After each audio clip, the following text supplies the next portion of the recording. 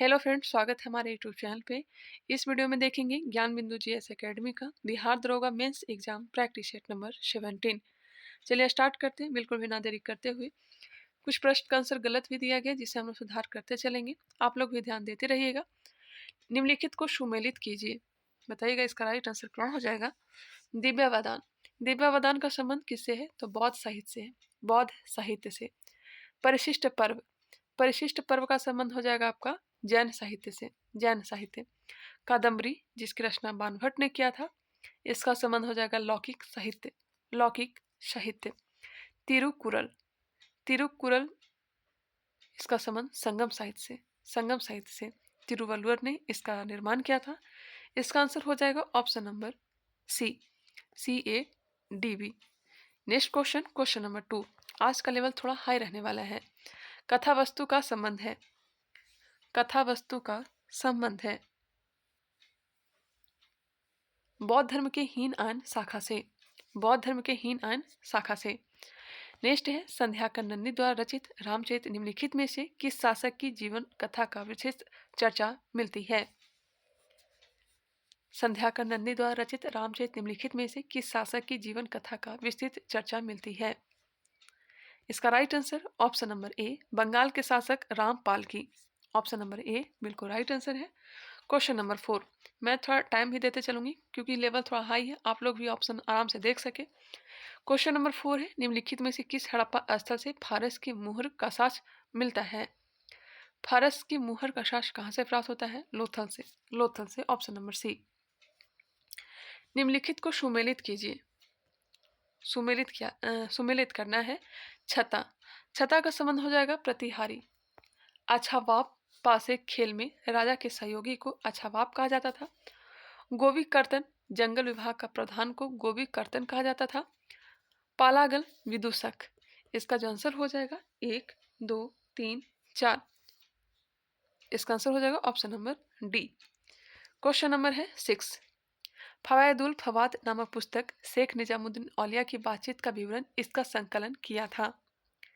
फवायदुल फवाद नामक पुस्तक शेख निजामुद्दीन औलिया की बातचीत का विवरण इसका संकलन किया था। इसका आंसर नहीं दिया गया लेकिन आप लोग ध्यान रखिएगा, इसका संकलन किया था अमीर हसन ने। अमीर हसन ने। ऑप्शन नंबर ए बिल्कुल राइट आंसर है।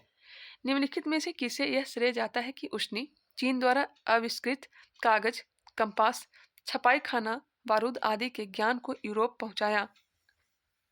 किसे यह श्रेय जाता है कि उसने चीन द्वारा आविष्कृत कागज, कंपास, छपाई खाना, बारूद आदि के ज्ञान को यूरोप पहुंचाया। यह पहुंचाया है अरबों ने। आंसर हो जाएगा ए। भारतीय प्राचीन इतिहास में इंडंगई शब्द निम्नलिखित में से किस वर्ग को निरूपित करता है। इंडगई शब्द निम्नलिखित में से किस वर्ग को निरूपित करता है। मजदूर और शिल्पकार को। मजदूर और शिल्पकार। Question number 9।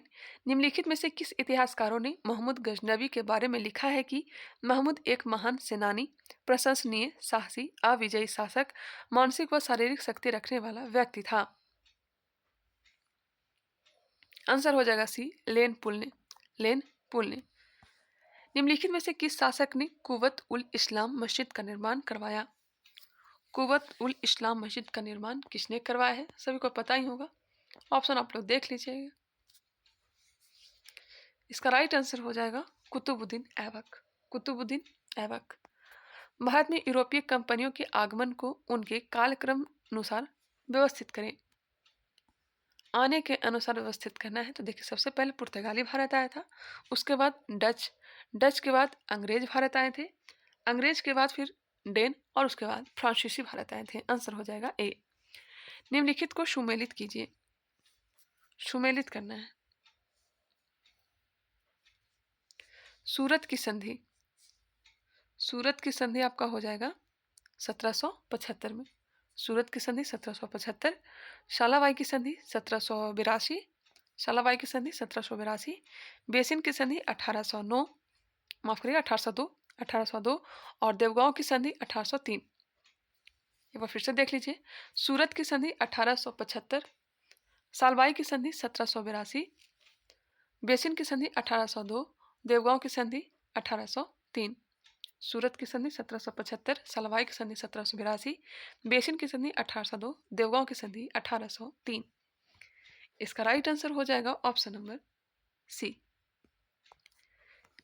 सहायक संधि व्यवस्था को स्वीकार करने वाले प्रथम भारतीय देशी शासक कौन थे? सहायक संधि व्यवस्था को स्वीकार करने वाले प्रथम भारतीय देशी शासक कौन थे? हैदराबाद के निजाम। सहायक संधि व्यवस्था को स्वीकार करने वाले प्रथम भारतीय देशी शासक कौन थे? हैदराबाद के निजाम। बिल्कुल राइट आंसर है ऑप्शन नंबर बी। लेकिन इसका जो आंसर दिया गया ऑप्शन नंबर सी दिया गया है। सी नहीं होगा, बी होगा। सहायक संधि किसने लाया था? तो लॉर्ड वेलेस्ली ने। कब लाया था? तो 1798 में। क्वेश्चन नंबर 14 पे गौर करेंगे। भारत में पहली रेलवे लाइन कब बिछाई गई? ध्यान देंगे प्रश्न पे। रेलवे लाइन कब बिछाई गई? बिछाई गई है कब? 1849 में। ऑप्शन नंबर ए 1849 में। रेलवे लाइन कब चली थी? मतलब रेलवे कब चली थी, लाइन थोड़ी नहीं चलेगी। रेल कब चली थी? तो 1853 में। पहली बार रेल कब चली थी? 1853 में। और सर्वाधिक रेलवे का विकास किसके शासनकाल में हुआ था? लॉर्ड कर्जन के काल में। इसका राइट आंसर है ऑप्शन नंबर ए। निम्नलिखित को सुमेलित कीजिए। एका आंदोलन। एका आंदोलन यह कहाँ हुआ था? तो अवध में। इसका नेतृत्व किसने किया था? मदारी पाशी। मदारी पाशी। मोपला विद्रोह 1921 में केरल में हुआ था। इसका नेतृत्व किया था मोपला किसानों के द्वारा। पावना विद्रोह। पावना विद्रोह का नेतृत्व किसने किया था? तो शंभुनाथ पाल। रामोशी विद्रोह जो कि महाराष्ट्र में हुआ था, चित्तर सिंह ने इसका नेतृत्व किया था। इसका राइट आंसर हो जाएगा ऑप्शन नंबर बी। आप लोग मिला लीजिएगा, बी दिया गया है, मैंने सही सही मिला दिया है। द्वितीय विश्व युद्ध का तत्कालीन कारण था। सेराजेवो हत्याकांड तो प्रथम विश्व युद्ध का तत्कालीन कारण था। द्वितीय विश्व युद्ध का बारे में बताना है तो जर्मनी का पोलैंड पर आक्रमण। जर्मनी का पोलैंड पर आक्रमण। ऑप्शन नंबर ए बिल्कुल राइट आंसर है ऑप्शन नंबर ए। हाल ही में दरोगा गुरु रोशन सर आगती आइलैंड की यात्रा के भ्रमण पर गए थे। निम्नलिखित में से यह भारत के किस स्थान पर अवस्थित है? लक्षद्वीप में। लक्षद्वीप। भारत का अनन्य क्षेत्र मंडल का विस्तार निम्नलिखित में से कितना मील है? बात हो रही है अनन्य मंडल की, अनन्य क्षेत्र मंडल की। तो इसका विस्तार है 200 समुद्री मील। प्रादेशिक सीमा कितना है? तो 12। नेक्स्ट क्वेश्चन है, निम्नलिखित को सुमेलित कीजिए। 12 24 200, याद रखिएगा 12 24 200। निम्नलिखित को सुमेलित कीजिए, मिलान करना है। इसका आंसर क्या हो जाएगा? गुरु डोंगमर। गुरु डोंगमर झील कहाँ है? तो यह सिक्किम में है। पवई झील कहाँ है? तो महाराष्ट्र में है। पवई झील महाराष्ट्र, चंपनाला झील असम और बेलादूर Karnataka. A B C D इसका राइट आंसर होना चाहिए। हाँ, A B C D option number A बिल्कुल राइट आंसर है। याद कर लेते हैं। गुरु डोंगमर सिक्किम में है। गुरु डोंगमर सिक्किम, पवई झील महाराष्ट्र, चंपनाला झील असम, बेलांदूर झील यह कर्नाटक में है। इसका राइट आंसर ऑप्शन नंबर ए। Question number 20। तमिलनाडु में शरतकालीन वर्षा अधिकांशतः जिन कारणों से होती है वे हैं। शरतकालीन वर्षा लौटते हुए मानसून से, या फिर कहें उत्तर पूर्वी मानसून से। उत्तर पूर्वी मानसून। गहन कृषि के लिए सर्वाधिक विख्यात मृदा है। गहन कृषि के लिए सर्वाधिक विख्यात मृदा कौन सा है? जलोढ़। यदि भारत का भ्रमण आप गुजरात से शुरू कर अरुणाचल प्रदेश तक करते हैं, जिसमें खजुराहो का मंदिर आपको अवश्य देखना है, ठीक है। निम्नलिखित में से किस राज्य में आपको सर्वाधिक क्षेत्रों में सवाना वनस्पति देखने को मिलेगा? यहीं पे पकड़ आ जा रहा है, खजुराहो का मंदिर है कहाँ? तो यह मध्य प्रदेश में। तो आंसर हो जाएगा C, Madhya Pradesh. Question number 23। Singrauli, Suhagpur, Umaria जैसे प्रमुख कोयला उत्पादक क्षेत्र भारत के किस नदी घाटी के अंतर्गत आता है? सिंगरौली, सुहागपुर, उभारिया जैसे प्रमुख कोयला उत्पादक क्षेत्र भारत के किस नदी घाटी के अंतर्गत आता है? सोन नदी घाटी के अंतर्गत। आंसर भी होंगे। गिनी की जलधारा का संबंध निम्नलिखित में से किस महासागर से है? गिनी की जलधारा, यह तो गर्म जलधारा है, इसका संबंध हो जाएगा आर्कटिक महासागर, सॉरी आर्कटिक नहीं, अटलांटिक महासागर। Option number C, Atlantic. निम्नलिखित को सुमेलित कीजिए। सुमेलित करना है। झील का नाम दिया गया है और देश का नाम दिया गया है। आयर झील कहाँ है? ऑस्ट्रेलिया में। आयर झील ऑस्ट्रेलिया।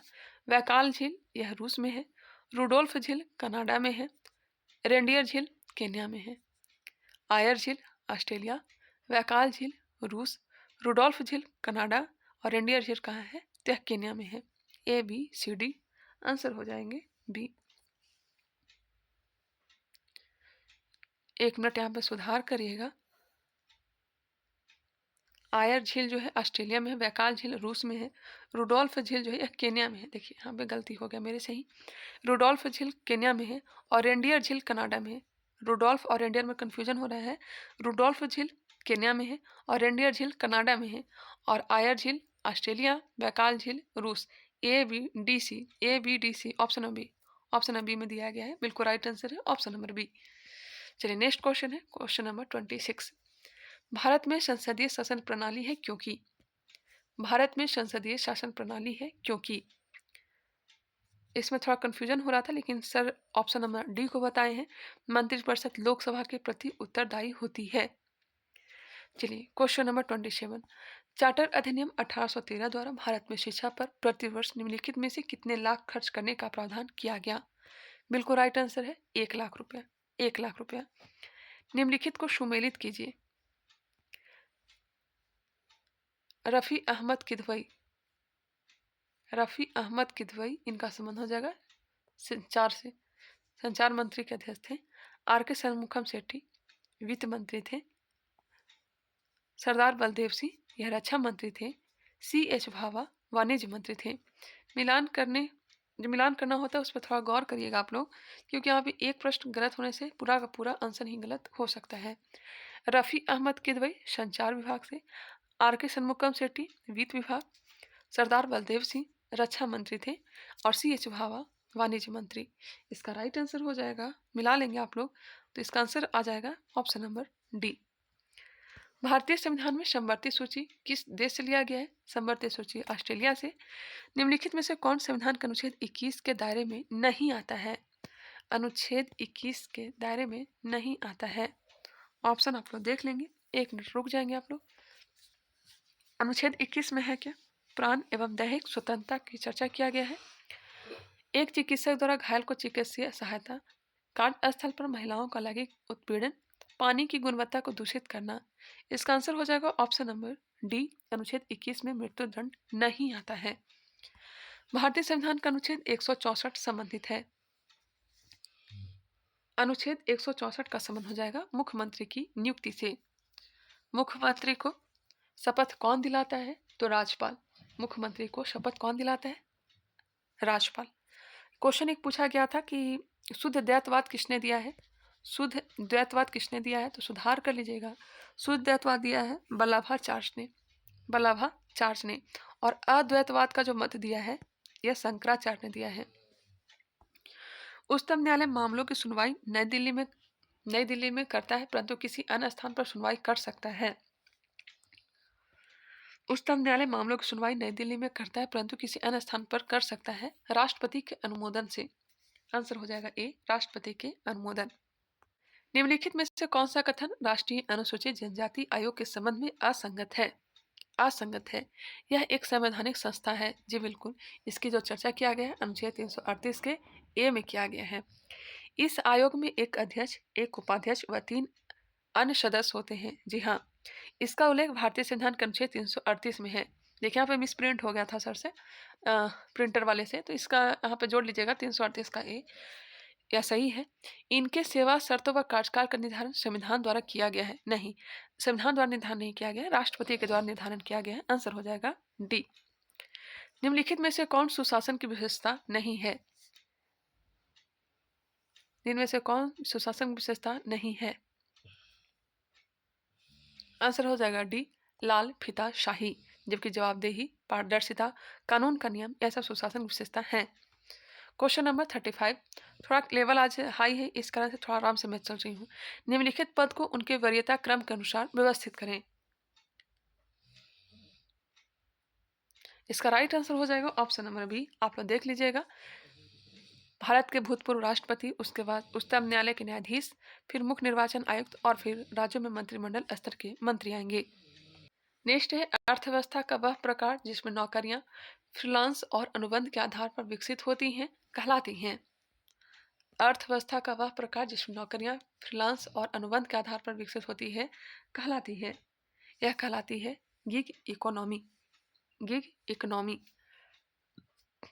निम्नलिखित में से कौन सा आयाम वैश्विक भुखमरी सूचकांक में सम्मिलित किया जाता है?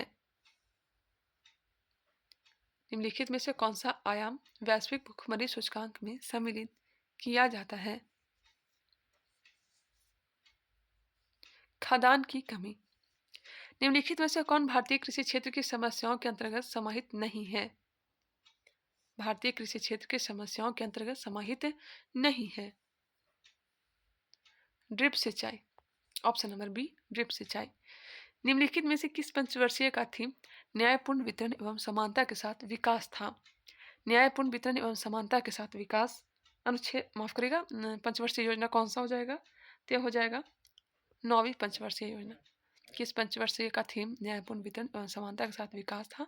तो 9वीं पंचवर्षीय योजना। Option number B. Digital India कार्यक्रम की शुरुआत भारत सरकार द्वारा कब किया गया था? बताएंगे। डिजिटल इंडिया कार्यक्रम की शुरुआत भारत सरकार द्वारा कब किया गया था? शुरुआत किया गया था 1 जुलाई 2015 को।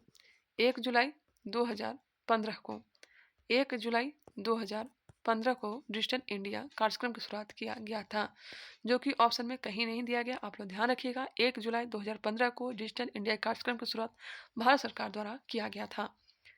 नेक्स्ट क्वेश्चन है, आर्थिक सहयोग और विकास संगठन का मुख्यालय निम्नलिखित में से किस स्थान पर अवस्थित है? आर्थिक सहयोग और विकास संगठन का मुख्यालय निम्नलिखित में से किस स्थान पर अवस्थित है? पेरिस में। ऑप्शन नंबर ए।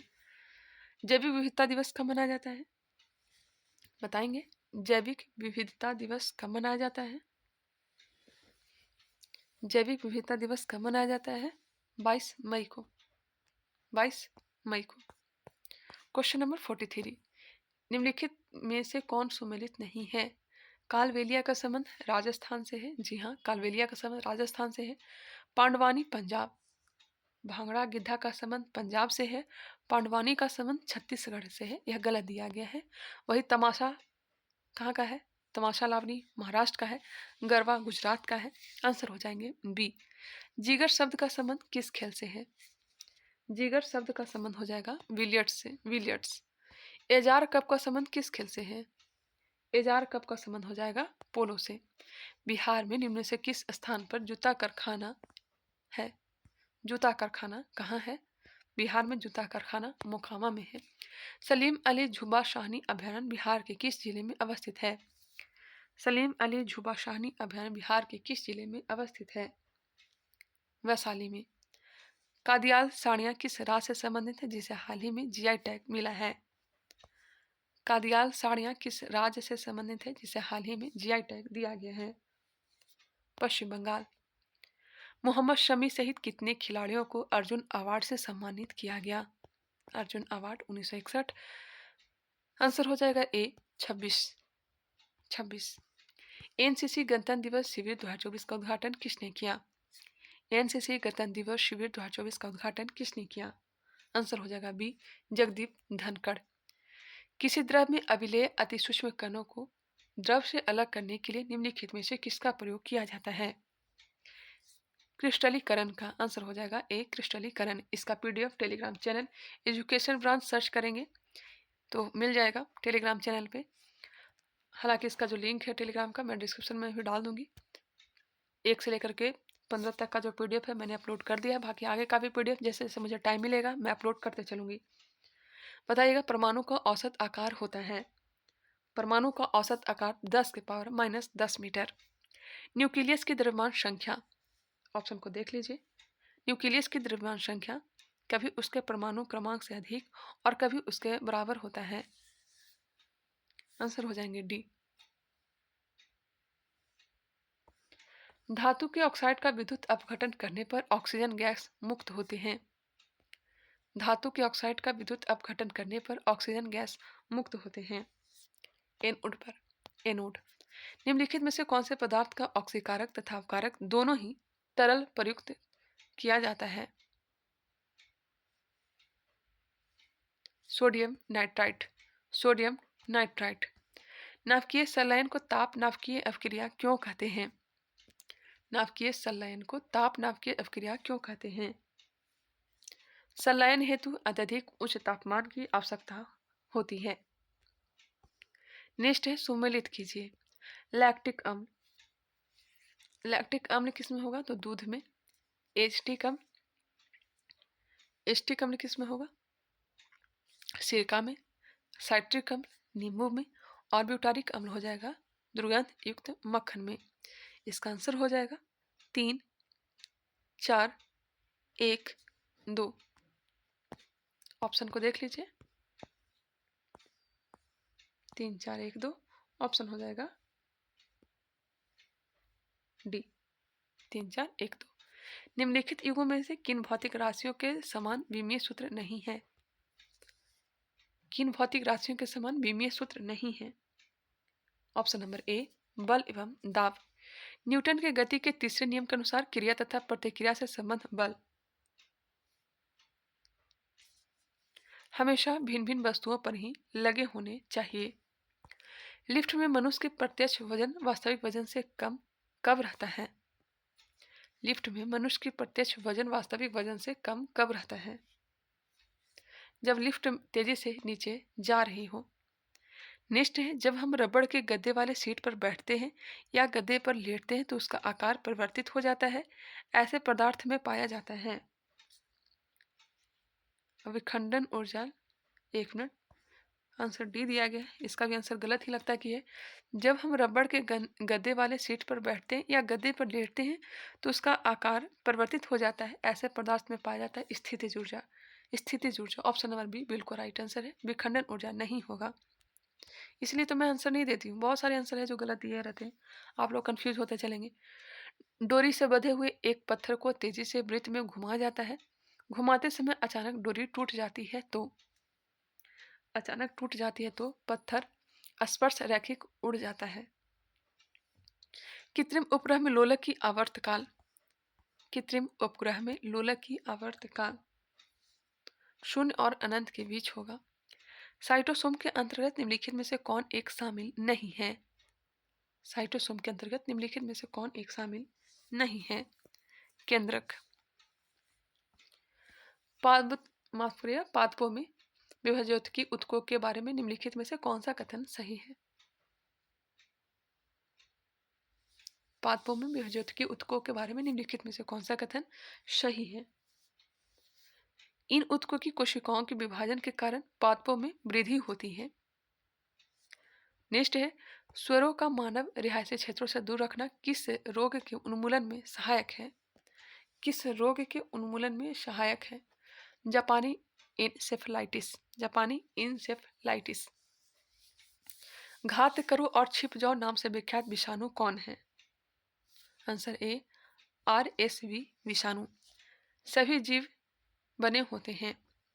मैथ का आंसर PDF के साथ ही मैंने इंक्लूड करके ही टेलीग्राम चैनल पर डाला है, तो आप लोग मैथ का आंसर वहीं से मिला लेंगे।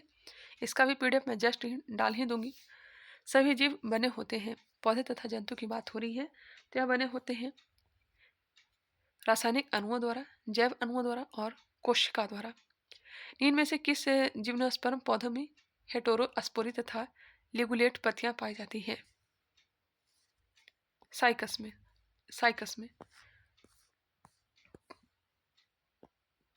मिर्च की तीक्ष्णता का कारण है, मिर्च की तीक्ष्णता का कारण है, क्या कारण है? कैप्सेसिन की उपस्थिति, कैप्सेसिन की उपस्थिति। तो इसका PDF आप लोग टेलीग्राम से ले लीजिएगा, थोड़ा सा टाइम लगेगा, आप लोग टाइम दीजिए, मैं PDF जल्दी ही अपलोड आगे का भी कर दूंगी। 1 से लेकर के 15 तक मैंने अपलोड कर भी दिया है। मिलते हैं नेक्स्ट वीडियो में, तब तक के लिए धन्यवाद।